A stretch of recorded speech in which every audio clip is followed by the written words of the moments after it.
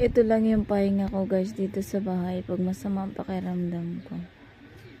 Ayun no, meron akong gustong gawin ligpitin. Tapos yan no. Kaso, ano ko siya gagawin? Pero gusto ko matulog. Kahapon nasa field pa ako kasi nga nag-boot sit up kami. So, ayan no, siging kulit-kulit sa akin. Paludan ko na raw yung Gcash. Ano yung Gcash? Yung TV pala, sorry. Dudu. Ano yan? Dudu. Ito, sige yan, so, balik-balik sa akin. Sige, hug-hug. Kahit masama yung pakiramdam ko. Kahapon masama na yung pakiramdam ko, mga 10. Ininuman ko lang ng gamot. Kasi nga nasa field kami, alam nga naman na mag-alis kami. Yung ginawa ko namin, pinatapos na lang namin yung ano. Yung paabutin ng 4 PM para sunduin kami. Tapos ang taray pa na nabilang ko ng gamot, just may malim. Ayan.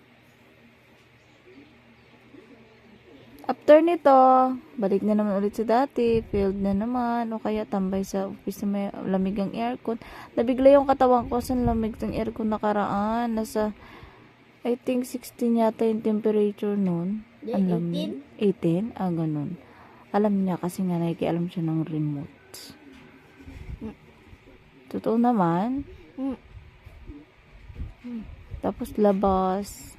Tapos pasok na naman. Mainit sa labas. Tapos malamig din sa loob. Bigla ang katawan ko.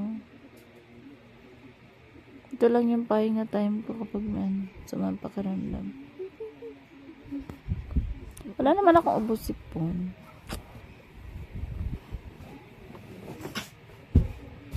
Ayun. Ganun lang ang buhay. Mamaya ko na yan liligpitin yan. Kasi nga naantok ako.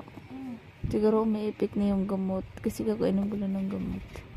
Kaya kasi kapag may naman akong gamot, naantok ako. Yun lang guys. Thanks. Ingat kayo. May nag-react sa labas. Kasi dito daw ako sa loob. Tapos, nanonood ng ano. Trabida talaga yun. Ay, nako. Nilalabas ko lang yung lamig ng aircon galing sa office. So, kailangan ko itong gawin para madali akong maka-recover sa trangkaza. Nagpapamasma ako kaya dito ako sa ilalim ng kumot.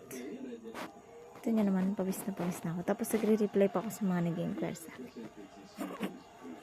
May sakit na lahat-lahat, no?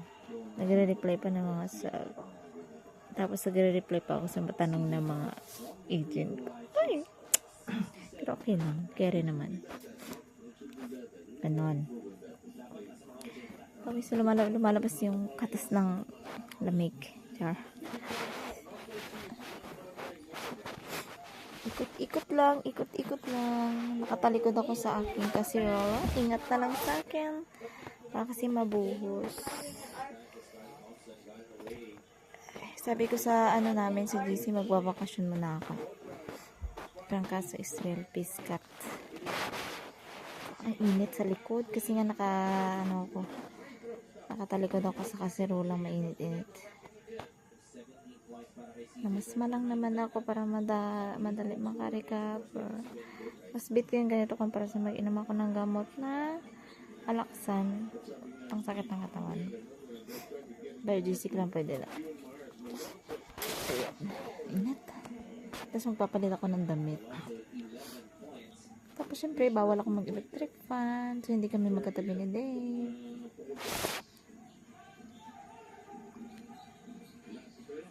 Good night. So pahinga muna ako. Bakasyon sa bahay. Init ng likod ko.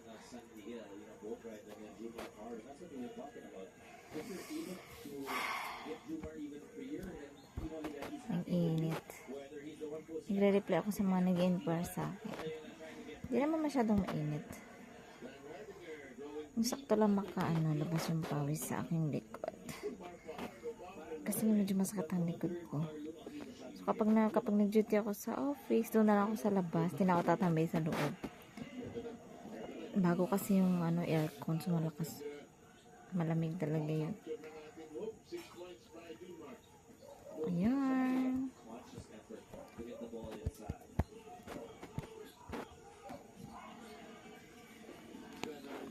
Tapos, ayun. Wala na siya masyadong init. Mainit. Ito yung aking tea. Yung pinaglagaan ng kalibon na may halong tutong ng kanin.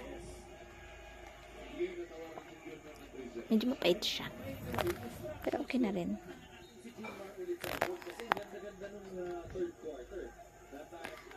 Ayan, nagpalit ako ng damit kasi nga pawis.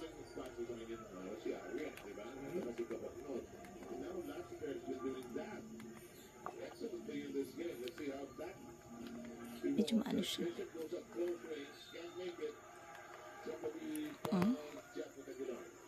Ganyan siya.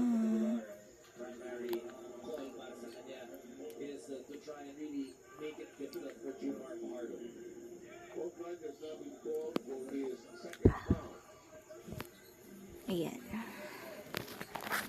Mamaya ako na ilalabas yung aking ulo. Mga 20 minutes. Paunti-unti lang. Tapos matutulog ako na naka-jacket. Bawal mag-electric fan. Para mag-electric fan, doon ka matulog sa kabilang kwarto. Nagre-react.